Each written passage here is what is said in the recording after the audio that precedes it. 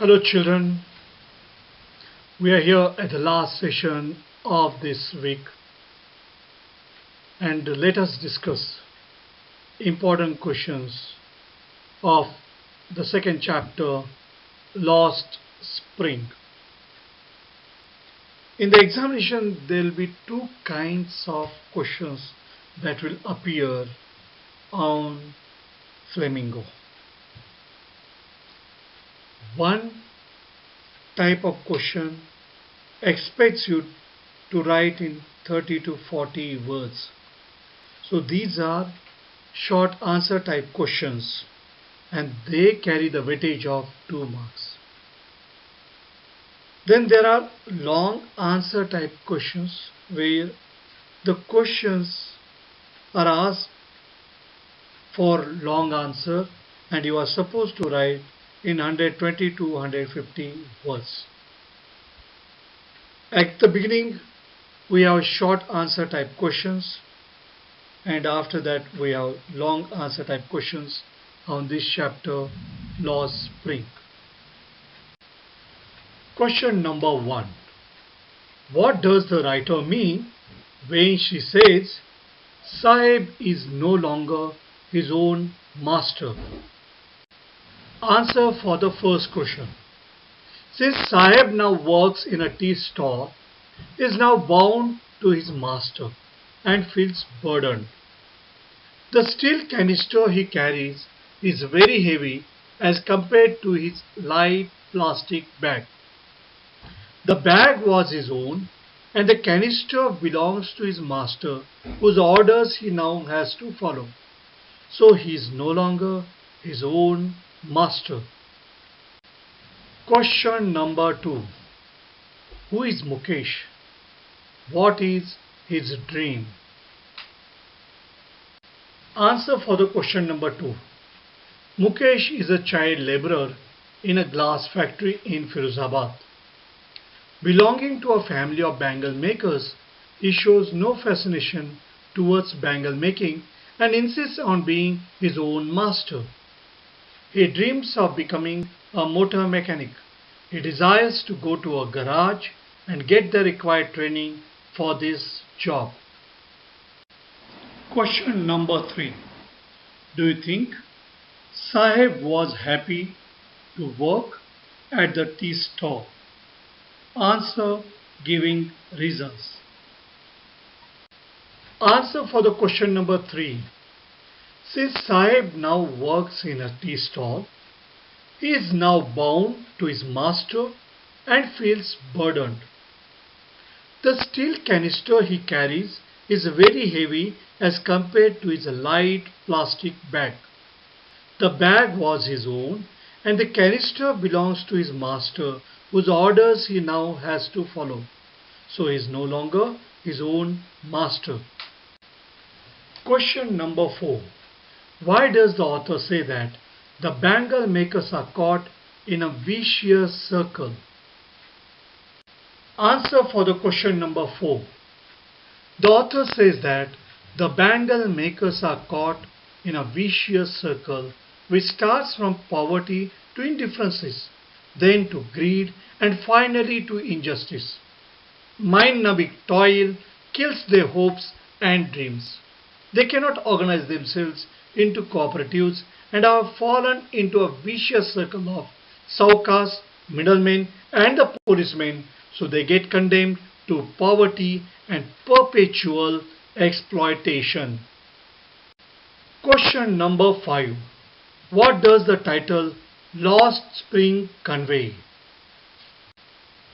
The title Lost Spring conveys how millions of children in India lose out on living the spring of their lives, that is their childhood. The best phase of life is lost in the hardships involved to earn their livelihood. Poverty forces these young children to work in the most inhuman conditions, as a result of which they miss out on the fun of childhood, which hampers their growth. Question number 6. Why could the bangle makers not organize themselves into a cooperative? The bangle makers are caught in a vicious web which starts from poverty to indifferences, then to greed, and finally to injustice. Mind-numbing toil kills their hopes and dreams. The bangle makers of Firozabad were not able to organize themselves into a cooperative because they had got trapped in a vicious circle of the saukars, the middlemen, the policemen, the bureaucrats, and the politicians. Together, they had imposed a baggage on these people which they could not put down. Question number 7.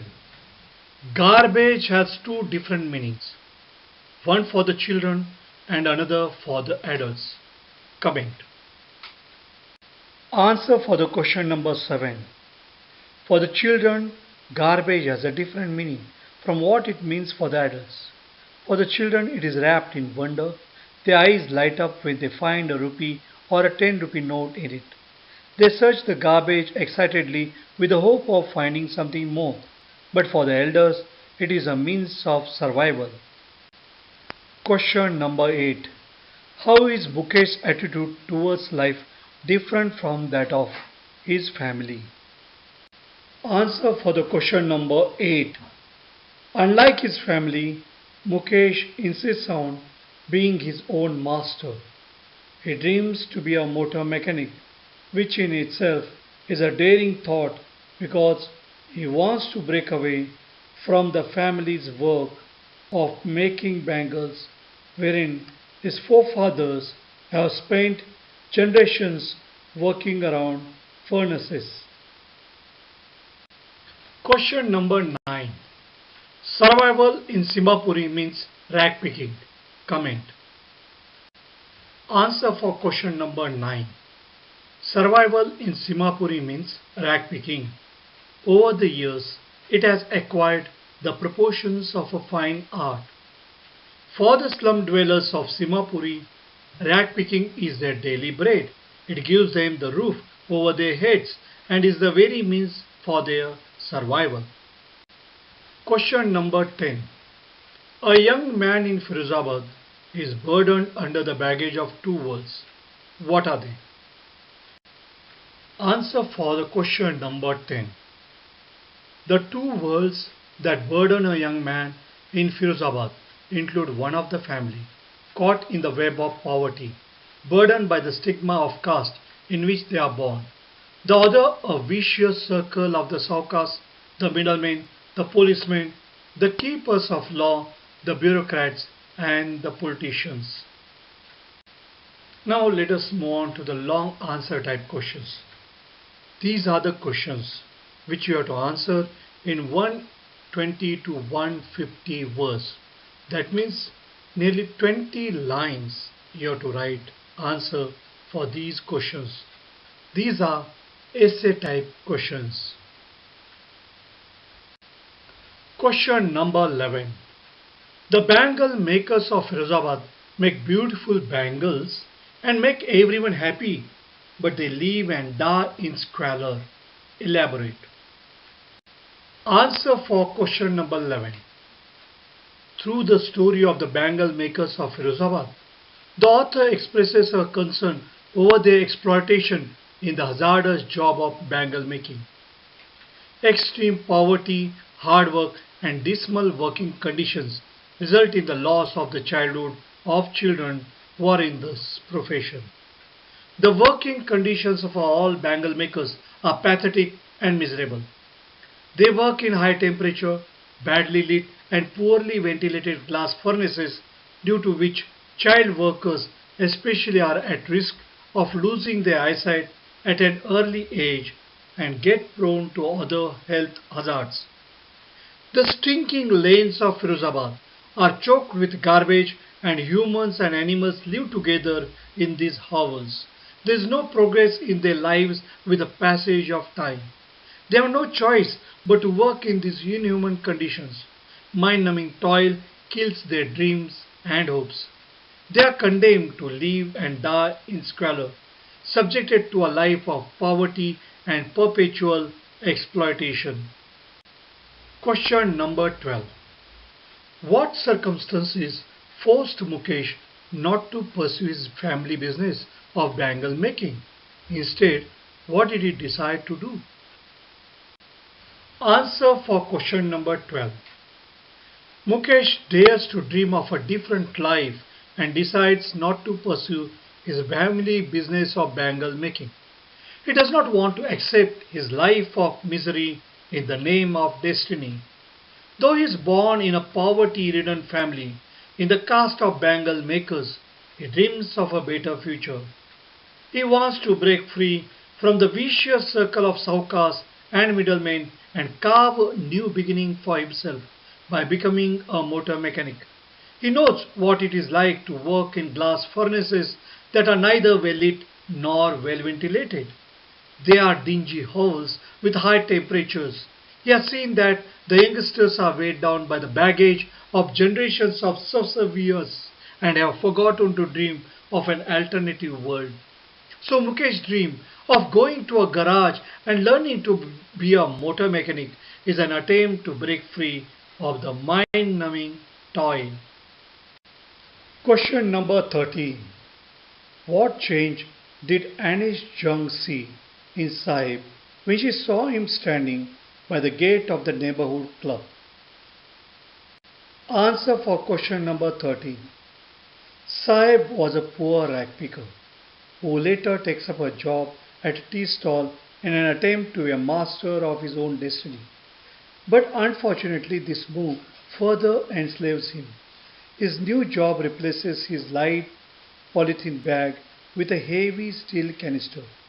It even deprives him of roaming around with his friends without a care in the world. Earlier, though he did not have the security of a regular income, he had his freedom, and later he did have an assured income at the end of the month, but he had lost his freedom. He was no more a free bird and his own master. He appeared burdened and forlorn. He was now a bonded labor who had surrendered his freedom. From being a spirited free bird who was not answerable to anyone, he has become bound. He lives in a society where there is utter lack of compassion and commitment for the upliftment of these unfortunate children. Question number 14. For the children, it is wrapped in wonder. For the elders, it is a means of survival. What kind of life do the rag pickers of Simapuri lead? Answer for question number 14. Garbage for the rag pickers of Simapuri is considered to be nothing less than gold. Picking garbage helps them to earn their daily bread, gives them a roof over their head, and is their only means of livelihood and survival. For the innocent children, garbage is wrapped in wonder as they marvel at the prospect of finding a coin, a currency note, or a curio that sustains their hope. The children grow up to become partners in survival with their parents. Simapuri houses around 10,000 rag pickers, mostly Bangladeshi refugees. We have lived there for more than 30 years without an identity and without permits. These people live in mud structures with roofs made of tin and tarpaulin. The ration cards that enable them to get their names on voters' lists and enable them to buy grain and garbage are their means of survival. Food is more important to them for survival than an identity. Question number 15.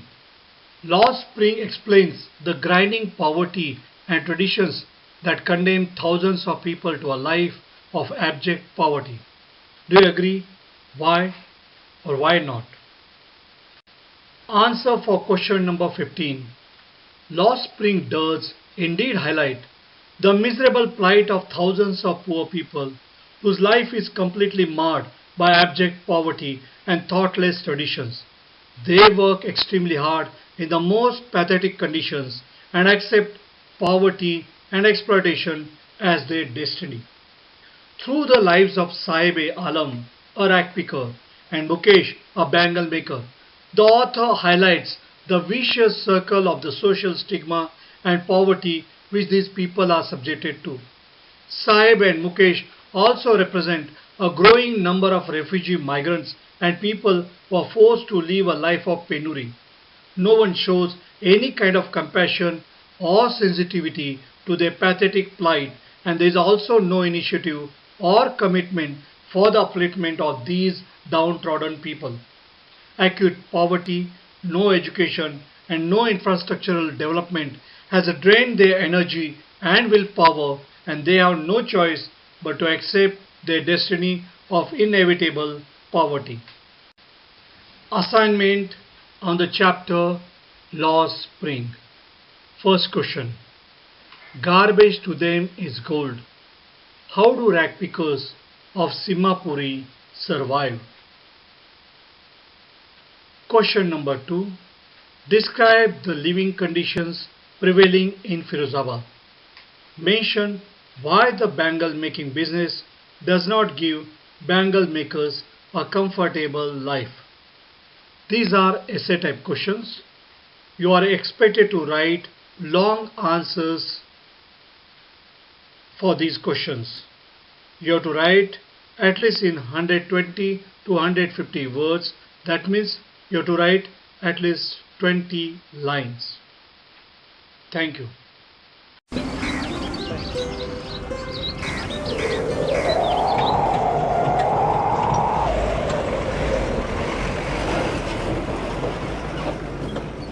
India's most familiar images. By 5 in the morning, lakhs of men, women and children set out towards rubbish dumps and landfills to rummage through the mountains of garbage, their aim to find waste material that can be recycled. These are India's rag pickers.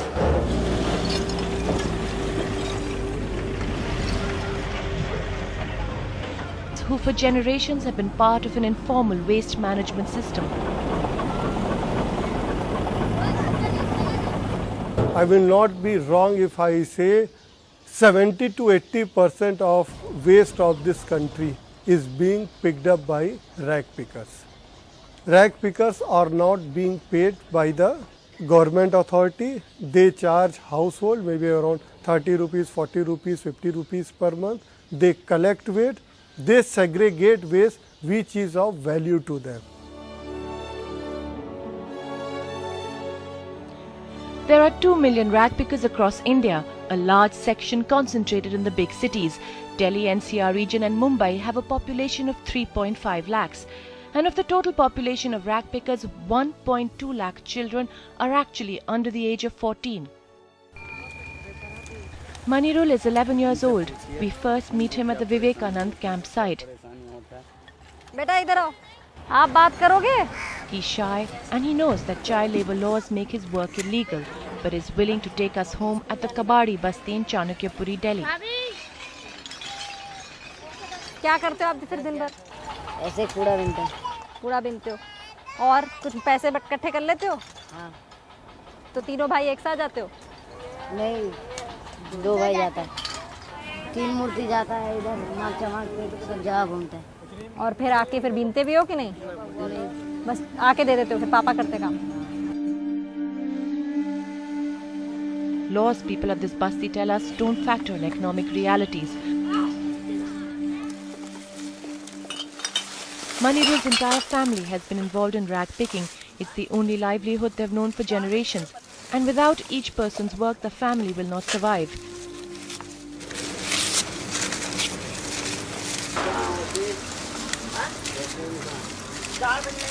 Even Aslatun, Manirul's sister, who is lucky to go to school, spends most of her time out of class, rummaging through waste. कबाड़ी का काम करते हैं, मेहनत करते हैं बहुत। मम्मा के साथ वो काम बता देती हूँ, सब्जी काटने बोलते तो सब्जी काट देती हूँ। और कबाड़ में हेल्प करते हो कभी-कभी थोड़ा-थोड़ा? हाँ। क्या करते हो आप फिर, क्या हेल्प करते हो? वो मम्मी बोरी पकड़ने बोलते हैं तो बोरी पकड़ लेती हूँ। और भैया लोग क्या करते हैं? भैया लोग वो माल बोरी में ना माल ढालते हैं तो साइकिल पकड़ लेती हूँ।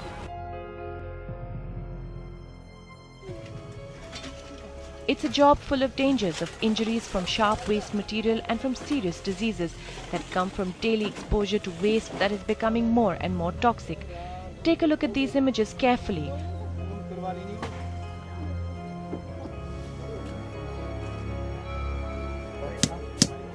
As solid waste is not segregated in India, rag pickers have no idea what they will encounter.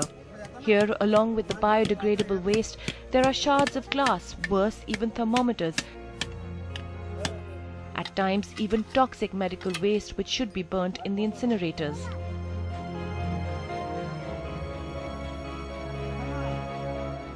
So the waste has everything. It has from your rotting vegetable peels and leftover food, and it has a lot of these toxic. We also throw in syringes, we throw in infected needles, because a lot of medical services are also happening in households nowadays. So we have doctors and compounders who come home. So all these go into the waste, and sanitary napkins, because our manufacturers do not make any special disposable bags. So soiled sanitary napkins, soiled and dirty diapers, so they are coming in contact with also a lot of fecal matter.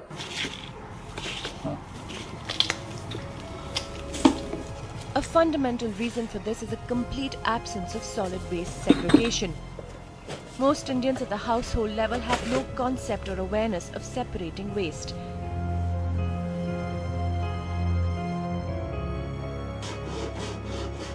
And in public spaces, garbage cans like these are still a limited novelty. No, they are not prepared to deal with such toxic waste, because often they don't know the toxicity of the waste. So if you have a thermometer and if you have mercury inside the waste picker probably even does not know it's highly toxic, that by touching it, it can go through your skin, into your blood and into your brain. And if it's a child waste picker, which we often don't like it, but we find them on the streets, then it's going to hamper their development permanently. So they're not aware, or the syringe lying in. A syringe could have been used by anybody. Could have been used by a patient with an infectious disease. It could have body fluids inside it, and they often take the syringe out to sell the plastic. And so you have a needle stick injury, and a needle stick injury, not only that fluid can go in, but also everything else in the waste.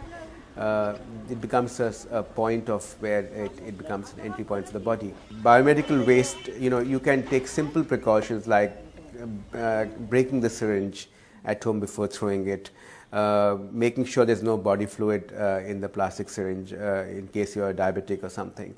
So simple precautions taken at the household level can go a long way. And finally, of course, is segregation. We don't segregate waste, despite it's been talked about for a long time. Without segregation, there is no viable solution to sustainable solution to waste management. Segregation is key, is absolutely key to the whole situation. As rag picking is entirely informal, part of the unorganized sector, there's no protection for those at work. No gloves, no masks, no safety gear of any kind.